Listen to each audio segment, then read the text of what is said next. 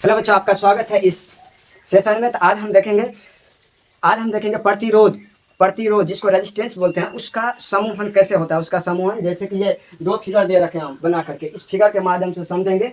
यह प्रतिरोध का समूहन कितने क्रम में होता है? दो क्रम में होता है। पहला एक तो श्रेणी क्रम में और एक तो समांतर क्रम में। तो आज हम इस फिगर के माध्यम से समझने का प्रयास करेंगे। जो प्रतिरोध श्रेणी क्रम में दिया रहेगा तो हम किस तरह से इसका समतुल्य प्रतिरोध ज्ञात करते हैं, और समांतर क्रम में दिया रहेगा तो उसका हम समतुल्य प्रतिरोध कैसे ज्ञात कर सकते हैं। ध्यान से देखिए, अगर आपका ये चालक तार में अगर प्रतिरोध लगा हुआ है, ध्यान से देखिए, प्रतिरोध कैसे लगा हुआ, 1, 2 और 3 प्रतिरोध अलग अलग लगा हुआ है। चालक तार कौन सा है? ए और बी है। ध्यान से देखते रहिए। तो ये क्या है? ये श्रेणी क्रम में है, एक सीरीज के माध्यम से जुड़ा हुआ है, एक सीरीज यानी पैरेलल सीरीज में जुड़ा हुआ है। तो इसको हम अगर इस टाइप से जुड़ा रहेगा किसी भी बैटरी या विद्युत धारा में, तो ध्यान से देखिएगा। तो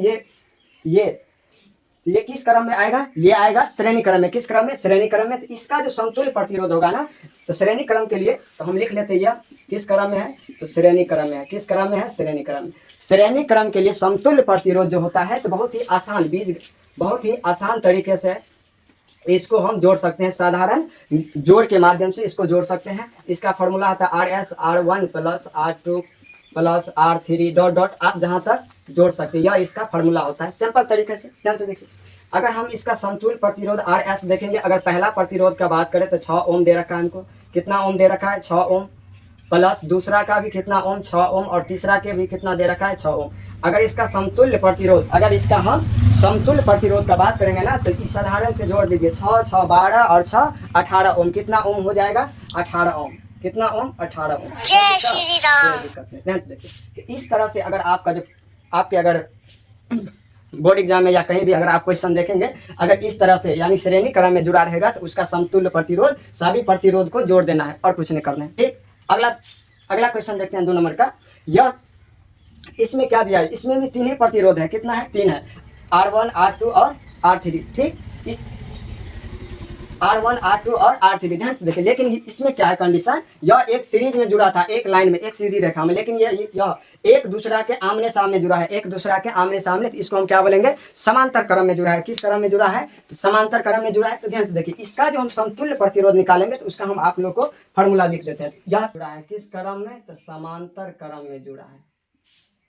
तो समांतर क्रम के लिए समतुल्य प्रतिरोध का जो फॉर्मूला होता है, ध्यान से देखिए, Rp बराबर 1/R1 प्लस 1/R2 और प्लस 1/ कितना होता है? R3।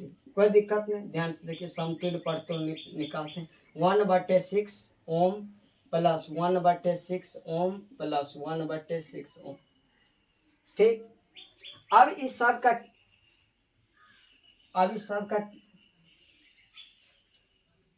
हम क्या करेंगे?